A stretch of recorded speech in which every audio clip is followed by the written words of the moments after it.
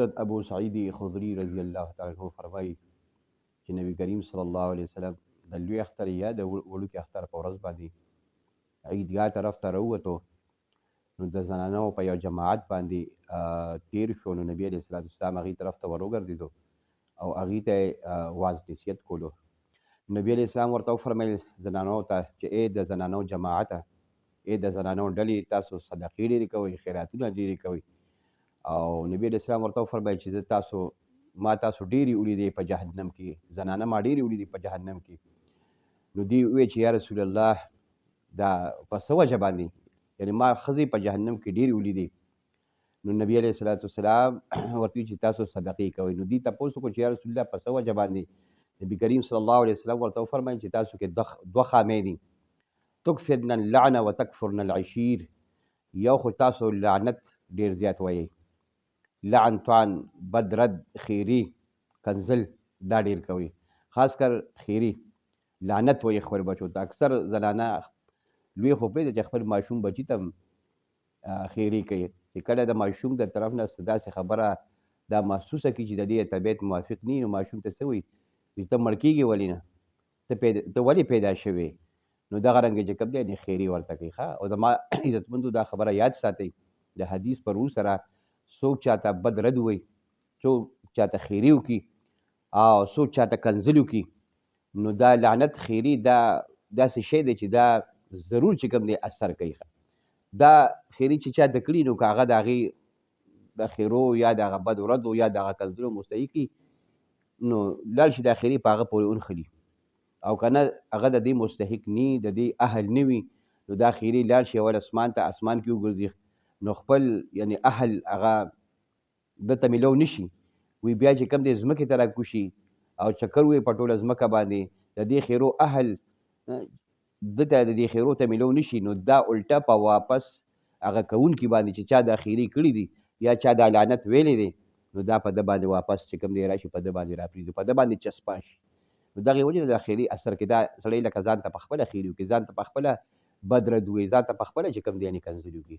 نو دغې وجې نه نبي علیه السلام ورته وفرمیل چې تاسو زنانو کې یو دا خامي ده چې تاسو تکثرن اللعن، لعن، طعن دا ډېر کوئ. او دویمه دا چې وتکفرن العشیر، او تاسو د خپلو خاوندانو نافرمانی کوئ.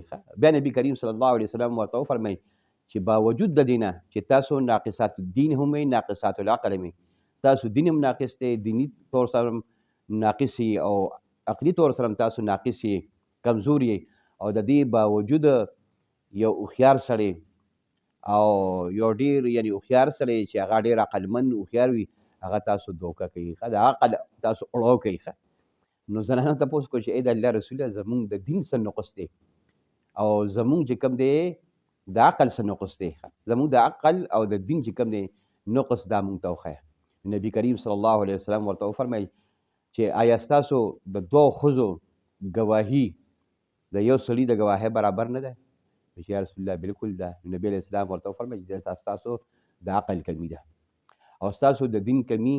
آیا تاسو زنانه چې کوم دی چې کله ماهواري راشي، نو تاسو ناستې نه منځونه کوئ، نه چې کوم دی روجې نیسئ؟ نو چې یا رسول الله بالکل، یعنې چې کله د زنانه ماهواري بیماري راشي، نو نه مونځ کوي او نه پرې روژه یي. نو نبي علیه السلام ورته وفرمیل چې دا شته که نه وی چې یا رسول الله بالکل ده. نو نبي علیه السلام ورته ویل چې ستاسو دا د دین کمي ده، دین کې هم کمی دی ستاسو او په عقل کې هم کمی ده. نو د دې وجې نه تاسو صدقې ډېرې کوئ، استغفار وایئ ډېر، او الله تعالی نه چې کوم دی معافي غواړئ. بیا زنانه چې کوم دی نبي کریم صلی الله علیه وسلم سره بلال رضی الله تعالی عنه، نو زنانه چې کوم دی څوک خپل چې کوم دی هغه لاسونه چې کوم دی ګوري او بنګلي راوکاږي او کړۍ راوکاږي، بلال رضی الله عنه ته په څادر کې او په کڅوړه کې ورلره کوي، یعنې چنده کې جمع کوي، صدقه کوي. او څوک زنانه خپلې چې کوم دی والی راکولاوي، هغه ته په چنده کې چې کوم دی یعنې ورکوي، د هغه چې کومه کڅوړه تیلی دی هغې ته ورغورځوي. او بعضې زنانو پازیبونه چې کوم دی یعنې کولاو که، نو د نبي کریم صلی الله علیه وسلم هغه خبرو په هغې باندې چې کوم دی اثر وکړو. نو زما عزتمندو په دې کې زنانو دپاره یو لوی عبرت دی، نصیحت دی. یو خو دی بچو ته خیري نه کوي، بچو ته او هر چا ته، یعنې مطلب دی خیري دې نه وي کوي، دا غیبتونه دې نه کوي، لعن طعن نه وایي، د دې نه دې په سختۍ سره ځان ساتي. او بل دا چې د خپل خاوند نافرماني نه کوي.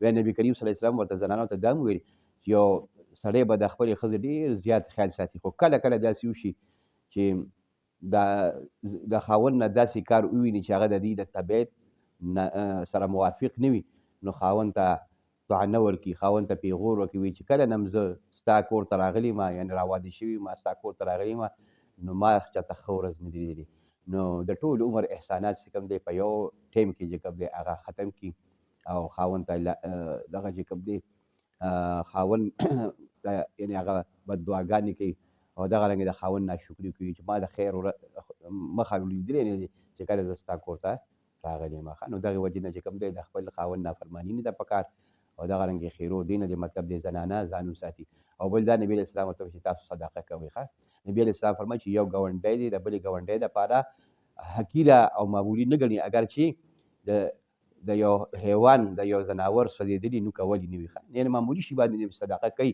او د خپلې ګاونډۍ دی پکې خیال ساتي ښه نو دغې وجې نه دا زنانو دپاره یو ډېر عبرت دی الله دې مونږ ټولو ته په دې باندې د عمل کولو توفیق رانصیب